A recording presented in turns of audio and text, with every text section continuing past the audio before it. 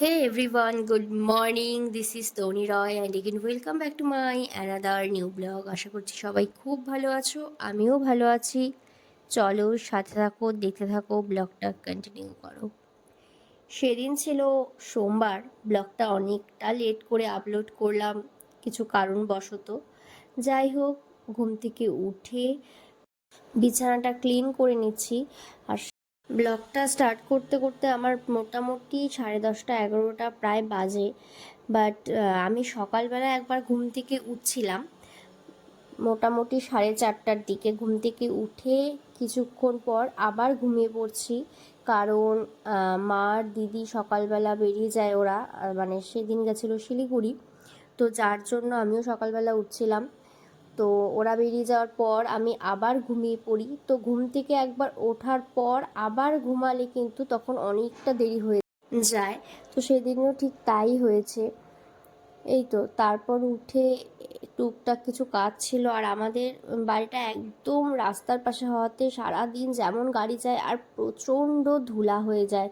মানে তো ঘরেরই কিছু এগুলো পরিষ্কার করে বিছানার চাদর পাল্টে ফেললাম। আর এটা আমার খুব বাজে একটা অভ্যাস বলতে পারো, যে একটা বিছানার চাদর আমি 2-3 দিন বাদে বাদে আমি চেঞ্জ করি। এটা আমার খুব ভালো অভ্যাস। একটু পিম্পলসেরও প্রবলেম আছে, যার জন্য মানে একটু সেনসিটিভ স্কিন আমার।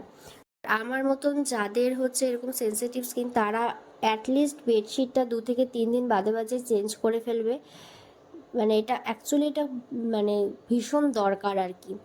তারপর এই তো রান্নাঘরে চলে আসলাম, ওদিকে সমস্ত কাজ শেষ করে বাবাকেও দিয়ে দিলাম বাজারের ব্যাগটা। আর এদিকে হচ্ছে আমি চলে আসলাম রান্নাঘরে। তো কি খাবো বুঝতে পারছিলাম না, তো ছিল হচ্ছে বিন্নি খই। মানে মা এটা অষ্টমীতে গেছিলো তখন আমার জন্য নিয়ে আসছে। আমার ভীষণ ভালো লাগে এই জিনিসটা। তারপর নর্মালি এই তো দুধ দিয়ে খেয়ে নিলাম।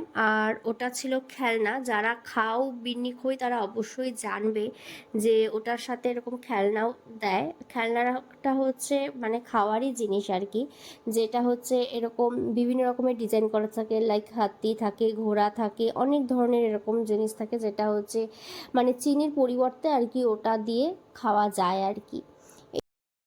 তারপর আবার চলে গেছিলাম ড্রয়িং রুমে। ড্রয়িং রুমের একটু কিছু ক্লিন করে ওগুলো একটু চেঞ্জ করে সুন্দর করে গুছিয়ে নিলাম সবটা। আর এদিকে চলে আসলাম, এই তো এখন আমার হচ্ছে এই সঙ্গপঙ্গগুলোকে একটু পরিষ্কার করে এদের ওই জায়গাটা একটু ক্লিন করে এদেরকেও সেট করে বসিয়ে দিলাম। আর এই দেখো এই জিনিসটা কি সুন্দর লাগছে না? এটা হচ্ছে আমার দিদির এক ফ্রেন্ড ওকে গিফট করছে। জিনিসটা আমার বেশ পছন্দ হয়েছে। আর দেখো এটা খুব সুন্দর কাশ্মীর লেখা। জিনিসটা ভাবলাম যে কোথায় সেট করা যায়, পরে মনে হলো না এখানেই সেট করি, তাহলে সবার চোখে পড়বে। জিনিসটা বেশ পছন্দ হয়েছে। তারপর এই তো, আর এই ছবিটা দেখে কি মনে হচ্ছে এটা আমি? না, একদমই না, এটা কিন্তু আমার মার ছোটবেলার ছবি, যেটা আমি এখানে সুন্দর করে সাজিয়ে রাখছি। কি কিউট লাগছিল না দেখতে? তারপর সমস্ত কিছু কমপ্লিট করে আমি চলে আসলাম স্নান করে ছাদে জামা কাপড় মেলতে। ওই এত রৌদ্রের তাপ নিয়ে ছাদে 5টা মিনিটও থাকা যায় না, মনে হয় যে গেলে কতক্ষণে নিচে নামবো। তো এই তো তারপর আবার চলে আসলাম লাঞ্চ করতে। তো সেদিন বাবা রান্না করছিল হচ্ছে পালং পাতা দিয়ে কিছু একটা হবে, পালং ডাঁটা বা পাতা দিয়ে, আমার ঠিক মনে পড়ছে না, এরকম একটা সবজির মতন করছিল সব কিছু দিয়ে। আর তার সাথে করছিল হচ্ছে মাটন। যেহেতু মা ছিল না, রান্নাটা বাবাই করছিল। সেই সকালবেলা বেরিয়ে গেছিল, তারপর এসে রান্না করছে। তো আমাদের যার জন্য খেতে খেতে অনেকটা লেট হয়ে গেছে। Lunch complete. এখন হচ্ছে নিয়ে আসলাম হচ্ছে তিলের টক। এটা কালকে মা করছিল, এটা খাই নাই, তো আজকে এখন নিলাম। তোমরা কারা কারা খাও অবশ্যই জানিও।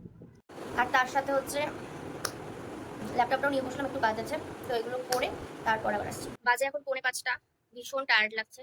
তো ভাবলাম একটু শুয়ে নিই, মানে একটু রেস্ট নিবো আর কি, ওই 1-1.5 ঘন্টা আর কি।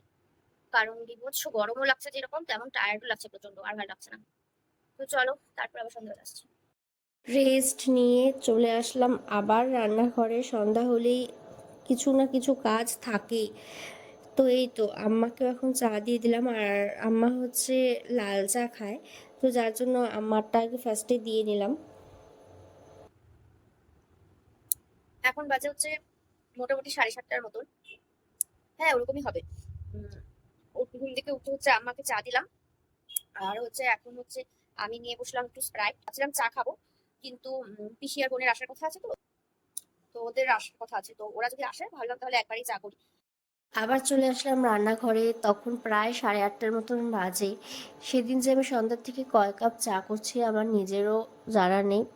অনেকবার চা করছি, মানে ভাগে ভাগে, কেউ লাল চা খাবে, কেউ দুধ চা খাবে, কিন্তু কেউ চিনি ছাড়া খাবে, কেউ চিনি দিয়ে খাবে। এই জন্য এগুলো করতে করতে মোটামুটি অনেকবার চা করছি।